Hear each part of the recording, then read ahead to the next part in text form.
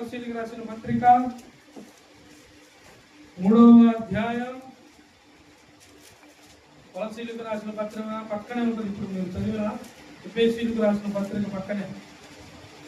కొలస్సీలకు రాసిన పత్రిక 3వ అధ్యాయం 22వ వచనం.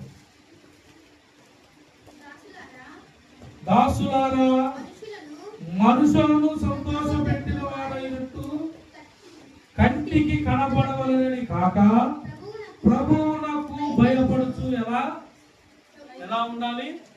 మన దేవుడు మన మందిరంలో ప్రతి వాక్యములో ప్రతి మాటలో ఫస్ట్ ఈ మాట కంపల్సరీగా వస్తానే ఉంటుంది. స్తుతి కూడికల్లో అందరిలోనూ వచ్చు.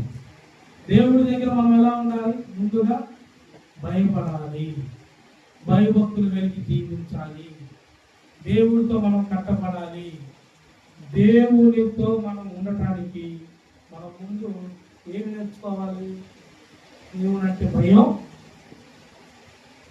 భయం తెలియని వాడికి భక్తి తెలియదు. భయం తెలియని వాడికి భక్తి తెలియదు. ఏముందిలేంపా కానీ ఏముంది కానీ ఏముంది కానీ అంటాకి వారికి తెలియదు. నేను చెబుతున్నాను నుండి, మీరు ఏముందని దేవుడి పని కానీ దేవుడి మాటలు కానీ దేవుడి మందిరాన్ని కానీ మీరు నిర్లక్ష్యం చేశారా? దేవుడు ఊరకనే ఉండడు, ఆయన చూస్తూ ఉంటాడు మిమ్మల్ని. దేవుడు మిమ్మల్ని చూస్తూ ఉంటాడు. మనుషులను సంతోష పెట్టేలాగా మాకండి. మనుషులు మీకు ఇచ్చింది ఎవరు? బిడ్డలు లేరు బిడ్డలు ఇట్లేదా? బిడ్డలను ఇచ్చాడు. బిడ్డలను ఇచ్చాక ఏం చేస్తున్నారు? బిడ్డలతో ఉంటారేంది? దేవుడు ఎప్పుడు ఇంకా అంటే బిడ్డలంతా దేవుడు మర్చిపోయినా?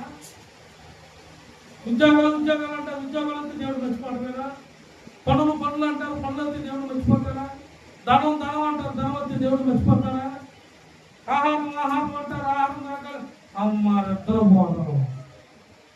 తింటాం పనుకోవటం దేవుడుద్దా అంటే ఆగలో ఉన్నప్పుడు దేవుడు అంటే భయం కలిగింది.